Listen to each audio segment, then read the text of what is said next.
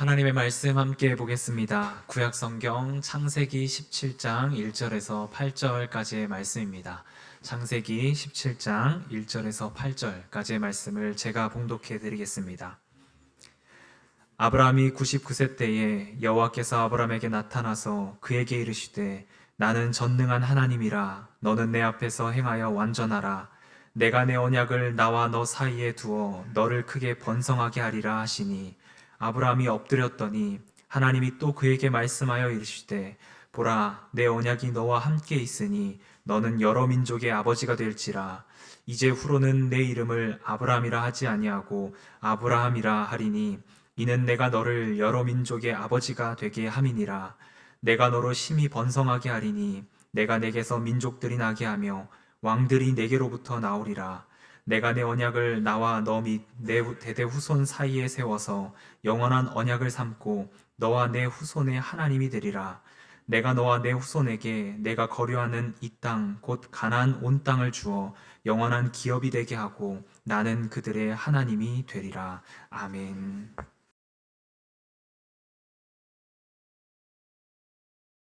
오늘은 샬롬을 만나다 두 번째 시간으로 아브라함이 만난 엘 샤다이의 하나님에 대한 말씀으로 함께 은혜를 나누고자 합니다.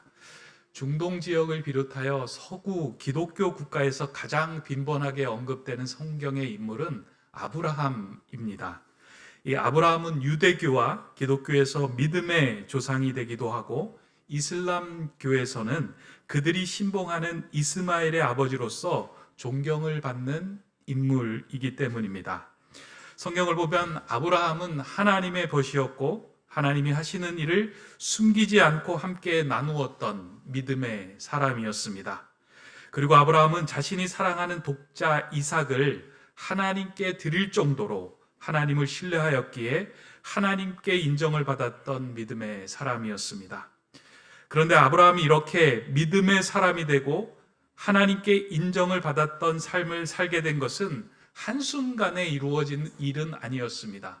아브라함의 인생 가운데도 우여곡절이 있었고 하나님과의 관계에서 오랜 침묵의 시간을 경험하기도 하였습니다. 마치 하나님과의 관계가 끊어진 것처럼 보이는 시간이 아브라함에게도 있었습니다.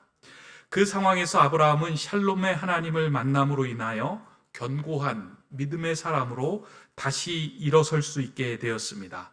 오늘 우리가 읽은 본문의 내용이 하나님께서 그와 같은 침묵의 시간을 깨시고 아브라함을 찾아가셔서 다시 아브라함을 일으켜 세우시는 장면이 나오는 내용이 오늘 우리가 읽은 본문입니다. 오늘 본문 1절은 이렇게 시작합니다. 아브라함이 99세 때에 여호와께서 아브라함에게 나타나 그에게 이르시되 나는 전능한 하나님이라. 너는 내 앞에서 행하여 완전하라. 이 구절을 이렇게 보면은요, 하나님께서 아브라함에게 99세 때에 나타나셔서 말씀하셨다라고 기록합니다. 이렇게 특별하게 아브라함의 나이를 언급한 것은 그 이전에 아브라함에게 나타나셨던 하나님이 오랜 침묵의 시간이 있었고 그 이후에 99세가 되어서 이제 하나님이 아브라함에게 다시 나타나셨다 하는 것을 알리는 그런 구절입니다. 제가 이렇게 이야기하는 이유는 16장 16절을 보면, 그러니까 17장 1절의 바로 앞절인 16장 10절을 보면 이러한 구절이 기록되어 있습니다. 하갈이 아브라함에게 이스마엘을 낳았을 때에 아브라함이 86세였더라. 그러니까 16장 16절은 아브라함이 86세였더라 하고 성경이 끝나고요, 한 장이 넘어가면서 17장 1절에서는 아브라함이 99세 때에 하나님께서 나타나셨다라고 말씀합니다. 무려 13년간의 시간이 아브라함에게 있어서, 그리고 성경의 기록에 있어서 사라지는 것처럼 보입니다. 한 절 차이인데요, 그 사이에 13년이 지나고 그 13년간의 기록은 아무런 내용도 기록되어 있지 않습니다. 성경학자들은 아브라함의 인생 중에서 하나님께서 침묵하셨던 기간이 이 13년의 기간이다라고 말하기도 합니다.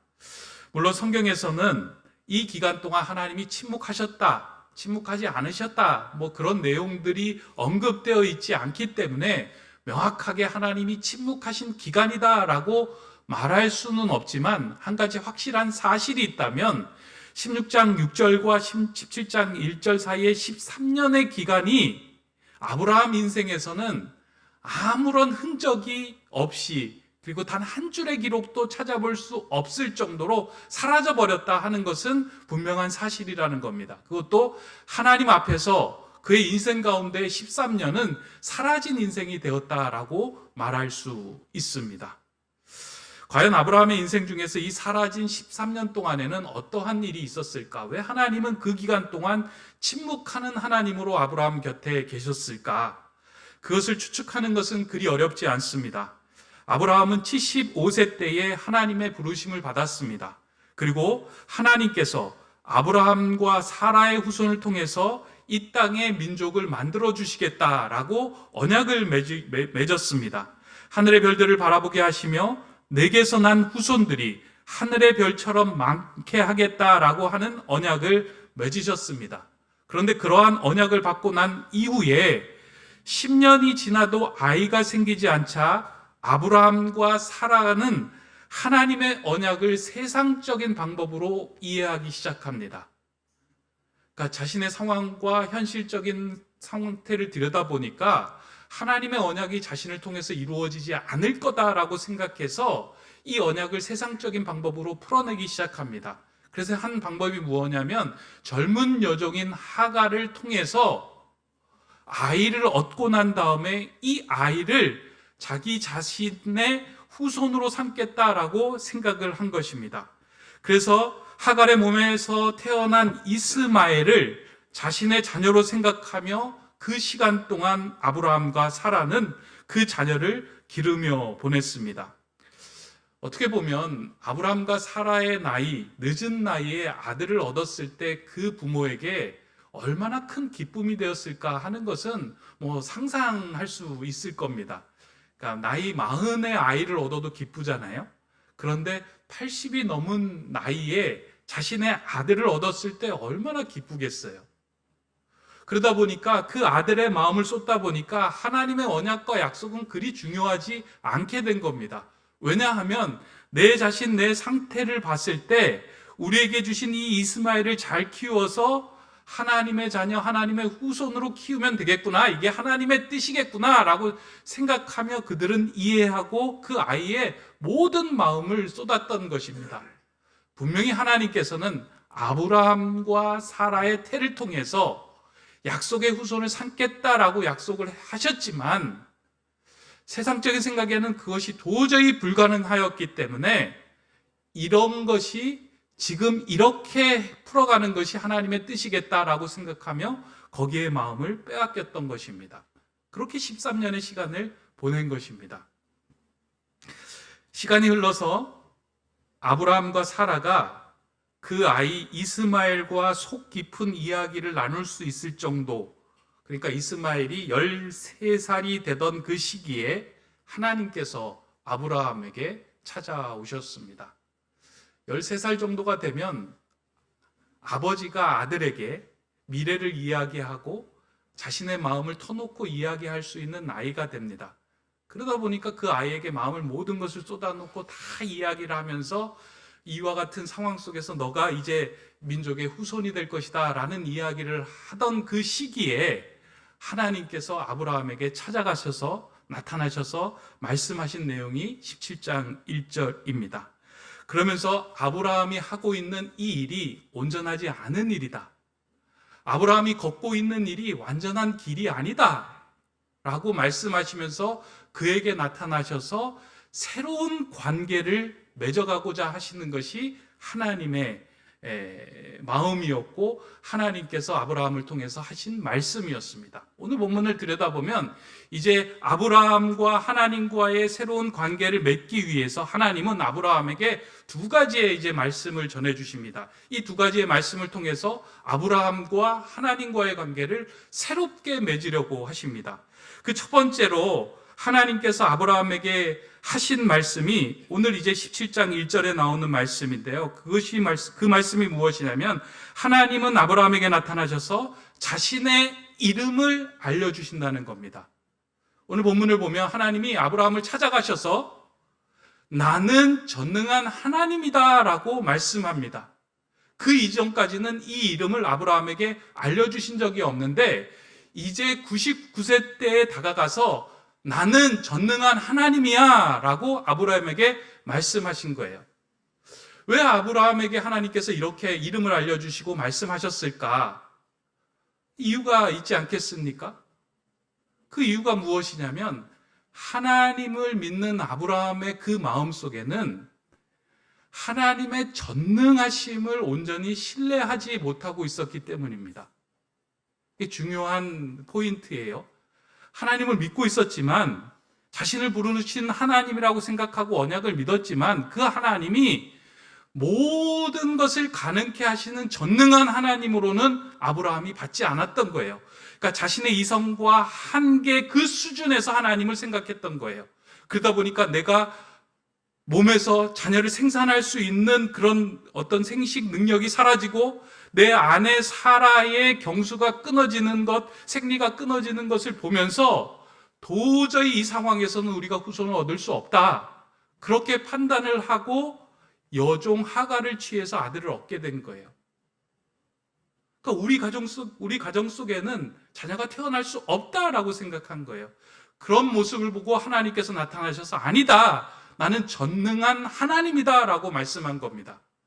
여기서 전능한 하나님이라고 하는 히브리식 표현이 엘 샤다이입니다.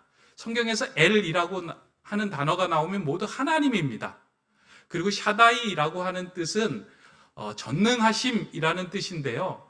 원래 원어는 어머니의 젖가슴이라는 뜻이 이제 샤다이입니다. 그러니까 아이에게 있어서 어머니의 젖가슴은 아이에 필요한 모든 것을 공급해주는 전능하심의 어떤 근원이 되는 거예요. 그래서 아이가 어머니의 품에 안겼을 때 평안함을 느끼고 세상 모든 것이 부러워할 것이 없을 정도로 안정감을 느끼잖아요. 그러한 상태가 이 전능하심입니다. 그래서 하나님께서 아브라함에게 찾아가 주셔서 나는 전능한 하나님이다 라고 말씀한 거예요. 그러나 아브라함은 그 하나님을 믿으면서 하나님에 대한 그 자신의 믿음의 수준과 한계가 분명히 선이 그어져 있었습니다. 내가 생각하는 하나님, 내가 이성적으로 사고하는 그 하나님, 그 틀을 넘지 못하고 자신의 이성과 수준과 한계의 선 안에서 그는 하나님을 신뢰하고 믿었던 것입니다. 그러한 생각과 계획과 이성을 뛰어넘는 전능한 하나님이라고 그에게 나타나셔서 하나님이 말씀하신 것입니다. 오늘 본문을 쭉 읽어보면 하나님이 아브람을 위해 가지고 계신 계획은 단순히 한 사람의 아버지, 그러니까 아브람이라고 하는 단어는요, 한 사람의 아버지라는 뜻인데요. 아브라함이라고 할 때는 많은 민족의 아버지라는 뜻이에요. 근데 지금 아브라함은 이스마엘을 보며 한 사람의 아버지로 만족해하고 있는 거예요. 그런데 그 아브라함을 보면서 너는 아브라함이 아니라 아브라함이야. 많은 민족의 아버지로 삼아줄 거야. 라는 계획을 하나님께서 가지고 계셨습니다. 그러나 아브라함은 그 계획과 그 하나님에 대한 인도하심을 온전히 신뢰하지 못했던 것입니다. 그래서 아브라함이 믿고 있었던 하나님은 작은 하나님이었고 초라해 보이는 하나님이었습니다. 그런 상황에서 하나님이 나타나셔서 말씀한 거예요. 내가 너가 생각하는 것처럼 내가 이렇게 시시하거나 초라한 하나님이 아니야. 나는 전능한 엘샤다이의 하나님이야 라고 그에게 말씀하신 것입니다. 이 말씀이 오늘 우리에게 주는 의미가 참 큽니다. 우리가 하나님을 믿고 있을 때요, 우리가 믿고 있는 하나님도 시간이 흐르면서 아주 작고 초라하고 시시하게 될 때가 많이 있습니다. 우리 주일에 예배하면서 그냥 주일날 교회 가면 만나는 하나님, 그리고 우리가 찬양하면서 그냥 찬양으로 높여드릴 하나님, 내 삶에서 그냥 내 길을 인도해 주신 하나님, 요 수준을 벗어나지 못하고 신앙생활 할 때가 있어요. 내 삶의 문제나 내 삶의 어려움이 올 때 그 문제보다 더 크시고 그 상황보다 더 크신 그 하나님을 신뢰하며 믿음으로 나아가지 못하고 늘 불안해하고 있는 거예요. 그래서 어떤 상황에서 우리가 기도할 때도요, 그렇게 기도할 때가 있습니다. 하나님, 이 문제는 도저히 제가 기도해도 하나님이 들어주실 것 같지 않습니다. 그래서 그 기도를 접어놓을 때가 있어요. 목회자인 저도 그럴 때가 있습니다. 우리 성도님들이 아주 크고 어려운 문제를 갖고 와서 목사님 기도해 주십시오 하면 간혹 이런 것까지 하나님이 들어주실 수 있을까? 라고 선이 그어질 때가 있어요. 저뿐만 아니라 아마 여러분들의 마음에도 그런 게 있을 거예요. 이런 것까지 하나님이 들어주실 수 있을까? 이거라면 하나님이 들어주실 수 있을 거야 라고 생각하며 내 생각과 이성과 한계로 가능한 거를 붙들고 하나님께 간구하는 거예요. 시험 합격하게 해 주십시오. 이 문제 해결하게 해 주십시오. 우리에게 병이 오거나 도저히 풀릴 수 없는 문제는 하나님께 갖고 가지 않습니다.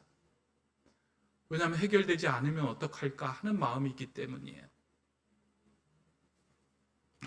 우리가 신앙생활하면서 하나님을 너무 작게 만들 때가 있는데요. 하나님께서 가장 마음 아파하시는 일이 무엇이냐면 우리가 믿고 있는 하나님을 축소하고 가장 작고 초라하고 시시하게 하나님을 만날 때 하나님은 가장 마음 아파하십니다. 그게 이제 구약 성경에 나타나고 있는데요. 민수기 13장에 보면 이러한 이야기가 실려 있죠. 여러분들도 잘 아시는 이야기입니다. 하나님께서 출애굽한 이스라엘 백성들을 이제 가나안 땅에 살게 하시기에 앞서서 가데스 바네아라고 하는 곳에 머물러서 모세가 이제 12명의 정탐꾼을 보냅니다. 너희들이 살아가야 할 가나안 땅을 좀 정탐하고 오라 라고 했더니만 12명의 정탐꾼이 그 가나안 땅을 정탐하고 돌아온 거예요. 돌아와서 10명이 이렇게 이야기합니다. 그 땅은 젖과 꿀이 흐르는 땅이고 아주 좋은 땅입니다. 그런데 그 땅에 살고 있는 족속들은 다 거인입니다. 그 족속에 비하면 우리는 메뚜기와 같은 존재입니다. 도저히 그곳으로는 들어갈 수 없습니다. 그곳에 들어가면 우리는 그들의 밥이 될 겁니다. 들어갈 수 없습니다. 라고 이야기를 하는 거예요. 사람들이 이 이야기를 듣고요. 우리는 그곳에 들어갈 수 없습니다. 모든 이스라엘 백성들이 그 이야기를 들은 거예요. 하나님이 그 이야기를 들으시고요. 마음이 많이 속상해 하셨어요. 3일이면 들어갈 수 있는 그 가나안 땅, 그곳으로 그들을 들여보내지 않으시고요. 38년 6개월 동안 광야에서 이스라엘 백성들을 훈련을 시키십니다. 훈련시킨 건 단 한 가지예요. 너가 전능하신 하나님을 신뢰하는가? 너가 믿고 있는 하나님이 메뚜기의 하나님인가? 아니면 이 땅을 창조하신 거대하신 창조주 하나님이신가? 그것들을 38년 6개월 동안 훈련하시면서 그것을 이스라엘 백성들로 알게 하시는 거예요. 오늘 우리에게도 동일하게 말씀하시잖아요. 그리고 오늘 동일하게 우리에게도 요구하십니다. 내가 믿고 있는 하나님은 어떠한 하나님이냐? 초라하고 시시하고 작은 하나님이냐? 아니면 너의 모든 것을 하나님께 맡기고 간구하며 기도하며 신뢰할 수 있는 전능하신 하나님이냐? 내 눈앞에 던져놓은 이스마엘, 그 소소한 행복을 바라보며 나는 그런 존재구나 라고 생각하며 내 자신만을 바라보며 살아가고 있는가? 아니면 하나님을 의지하며 하나님을 신뢰하며 살아가고 있는가? 아브라함에게 나타나셔서 그 말씀을 하신 거예요. 이스마엘이 내 자녀가 아니다. 나는 너의 생각과 이성과 한계를 뛰어넘어서 너에게 후손을 주고 너를 모든 민족의 아버지로 삼을 것이다. 나는 그것을 가능케 하는 전능하신 하나님이며 엘샤다이의 하나님이다. 여러분들 이왕 신앙생활 하시면서요, 어떤 하나님을 믿고 신뢰하며 살아가기를 원하십니까? 여러분의 하나님이 작고 초라한 하나님이기를 원하십니까? 아니면 천지를 창조하시고 저와 여러분의 모든 것을 품으시며 공급하실 수 있는 전능한 하나님으로 믿고 따르며 신뢰하기를 원하십니까? 아브라함을 통해서 그런 하나님을 만나기를 원하셨어요. 우리의 삶에 불안이 오는 이유는, 가장 큰 이유는 무엇이냐면 내 문제보다 하나님이 작을 때 불안이 와요. 근데 그 문제보다 더 크시고 전능하신 하나님으로 온전히 신뢰하기 시작할 때는 내 마음에 샬롬이 임합니다. 하나님과의 관계가 회복되면서 주시는 은혜예요. 아브라함을 찾아가셔서 하나님이 말씀하신 그 하나님, 엘샤다의 하나님. 저는 오늘 저와 여러분들도요, 이 하나님이 여러분을 찾아오실 때 그 엘샤다의 하나님이 더 커지기를 소망합니다. 그래서 이곳에서 신앙생활 할 때요, 여러분들의 믿고 있는 하나님이 자꾸 축소되는 것이 아니라 더 커지기를 소망합니다. 그래서 상황과 환경과 문제보다 더 크신 전능하신 하나님 때문에 그 어떤 상황 속에서도 불안에 떠는 것이 아니라 샬롬을 누리며 살아가시기를 간절히 소망합니다. 두 번째는 하나님께서 아브라함을 찾아가셔서 말씀하신 것은 아브라함과 맺은 언약을 상기시켜 주십니다. 오늘 본문 그 구절을 자세히 들여다보면 내 언약이라고 하는 말을 계속해서 반복하고 있습니다. 17장 2절에 보면 내가 내 언약을 나와 너 사이에 두어 너를 크게 번성하게 하리라 하시니, 4절에는 보라 내 언약이 너와 함께 있으니 너는 여러 민족의 아버지가 될지라. 7절에 보면 내가 내 언약을 나와 너 및 대대 후손 사이에 세워서 영원한 언약을 삼고 내 후손의 하나님이 되리라.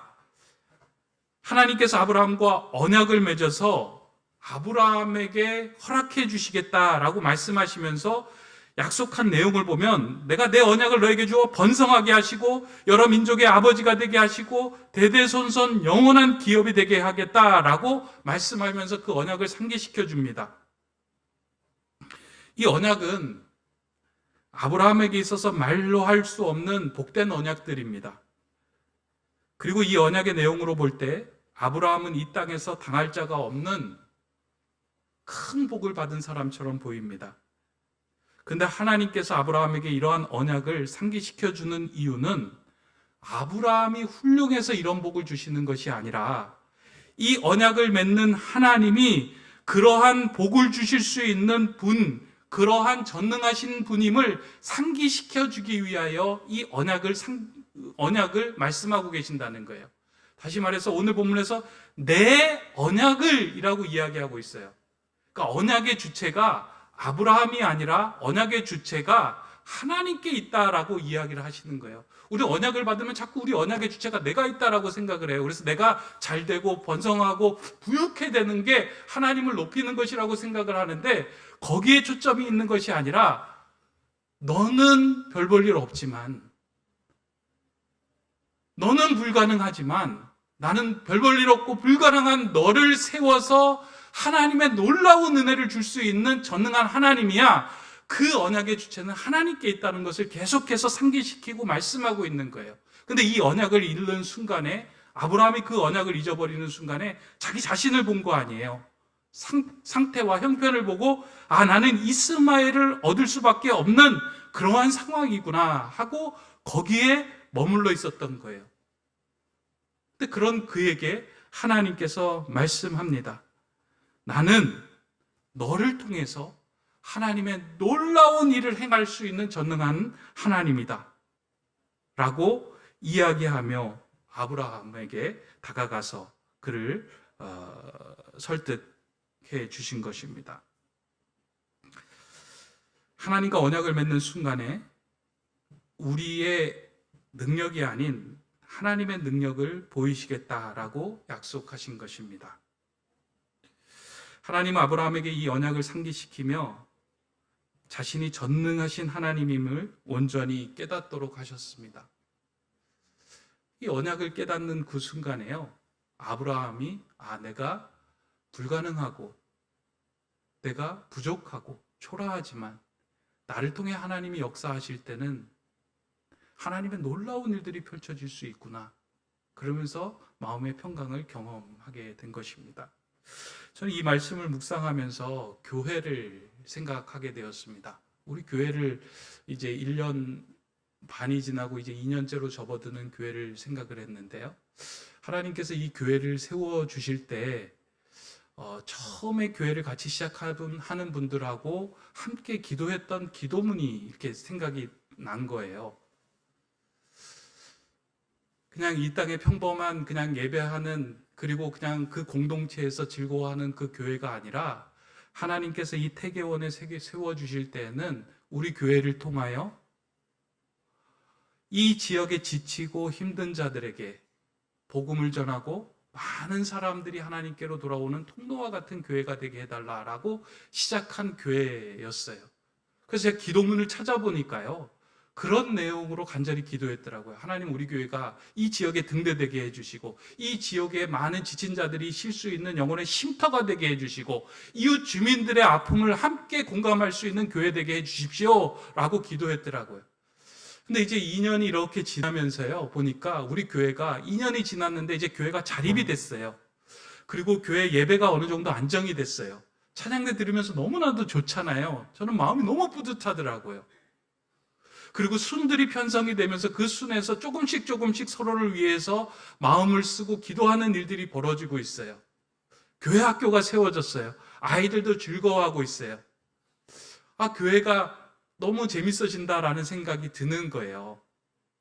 근데 우리 교회가 여기에 머물러 있으면 마치 아브라함이 이스마엘을 보고 거기에 푹 빠져 있으면서 13년 동안 한 줄도 기록할 수 없는, 기록되지 않는 그런 인생, 그런 교회가 되겠다는 생각이 딱 드는 거예요. 아, 우리 교회는 우리만 즐거워하기 위해서 세워진 교회가 아니구나. 지역 주민을 위해서 꿈과 비전을 품고 많은 사람들이 하나님께로 돌아오는 하늘의 별과 같은 그런 교회로 세워지기 위해 이곳에 불러주시고 세우게 하셨구나. 그럼 그 역할 감당해야 되겠다. 그래서 이제 조금 한 걸음 내디디려고 준비하고 있습니다.